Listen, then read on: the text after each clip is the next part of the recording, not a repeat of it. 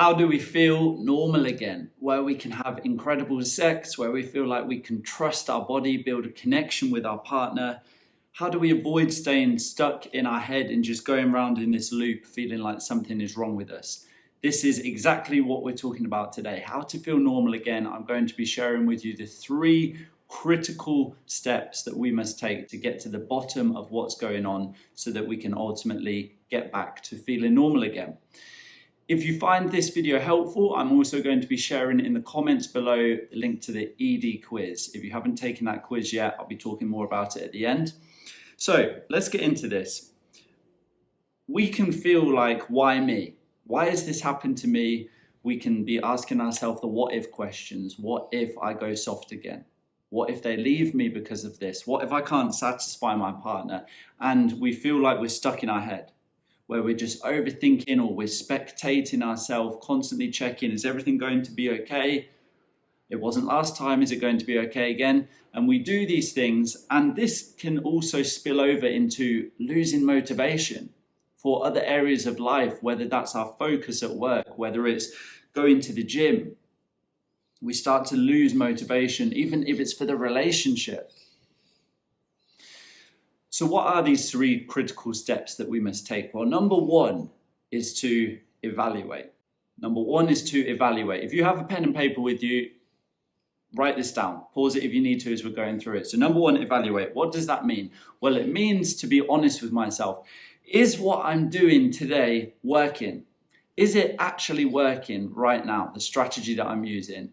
Whether that is to avoid intimacy, whether I've been reading shitloads of books, or whether I've been watching a load of videos online, whether I have been speaking to somebody, whether I've been taking different types of pills, whatever the strategy is that you've been using up until this point, being honest with yourself and evaluating, is this actually working? Is it getting me the results that I want? And I'm not talking about, it's got me some results, but so sometimes yes, but still a lot of the times no. It's yes or no. Is this getting you the results that you want when it comes to having incredible sex, being able to trust your body?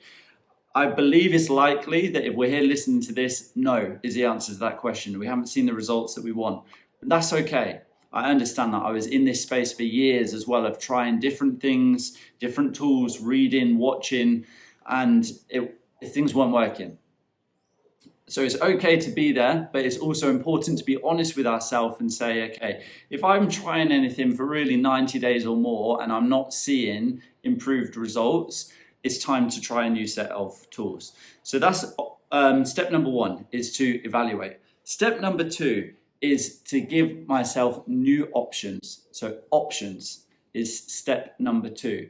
And when I say options, 3 or more. 3 or more new options, new things I can do, see, try, test that I haven't done before. Why 3? Why not 2? Why not just 1 new option? Well, when we have 1 option, we just stay fixated on it. And we can see how, if this isn't the thing that's really worked for us, it's going to continue not to work. We know that phrase, I think it was from Einstein, the definition of insanity is doing the same thing over and over again and expecting different results. If I have been for years taking pills or avoiding initiating or just hoping that it's going to fix itself, the likelihood is for years to come, I'm still going to get the same results. So I need to give myself new options beyond just the 1 that I'm currently doing. But why not 2 options? Why does it have to be 3 instead of 2? Because when we have 2, we generally stay stuck as well. We get ourselves into this thing of, take pills, for example. I need to take a pill to try and get an erection during sex, but I also don't want to be taking pills because then it means I haven't got this sorted. So 2 options, we get ourselves into these dilemmas when it's not working. So how do we avoid that trap? Is by giving ourselves 3 or more options. 3 or more options. So that is critical step number 2, is to give yourself 3 or more new options to get this sorted. Step number 3, this is not going to come as a surprise, is going to be about choosing one of those new options and actually doing it. Choosing one of those new options and actually doing it. How do we know which one is generally the best? It's the one that makes us feel the most uncomfortable.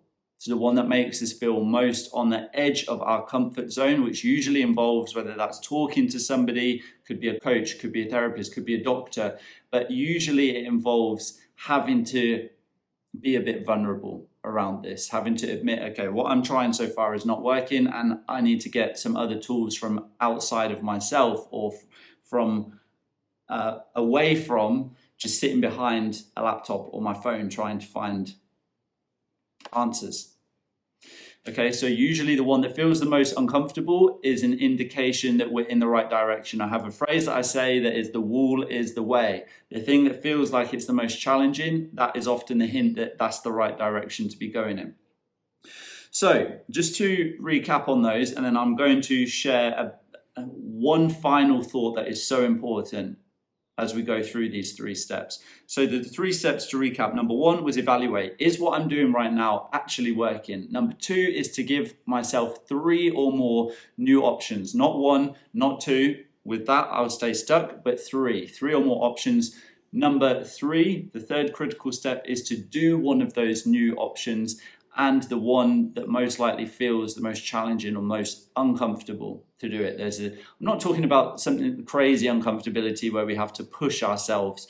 I'm not saying to jump in at the deep end, but doing something that feels just slightly on the edge of our comfort zone.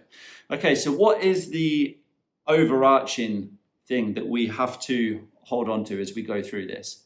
And that is to speak directly to this part of you that knows it's possible to get this sorted. I want you to channel into this part of you that believes you don't have to accept this for the rest of your life. You don't have to accept erection challenges. You don't have to accept performance anxiety for the rest of your life. There is part of you that believes it's possible to get this sorted, or else you wouldn't be here. You wouldn't be listening to this right now. And I want to speak directly to that part of you to say, I'm with you. It is possible to get this sorted. And as you work through these 3 steps, the evaluating, giving yourself options, and then choosing a new option, I want you to just stay hand in hand like a brother holding on to that part of you that knows this is possible, because that part is where we find strength to keep trying new things. Even when we feel like everything that I've tried is not working, this is how we keep moving forward and finding that strength and digging deep, even when we feel like, what's the point? No, there's part of us that believes it's possible to get this sorted. There is that part of us that is not willing to accept mediocrity or having to accept this for the rest of our life. So I welcome that part of you. And with that, I'm going to give you an option that you can add onto the list, which is the free E.D Quiz. If you haven't taken this quiz already, this will show you exactly what is going on for you personally, what's at the bottom of erection challenges and performance anxiety. There are 6 different reasons why this goes on for us, and we must understand which one or combination of these 6 is unique, is specific to you, specific to me, so that we can get this sorted.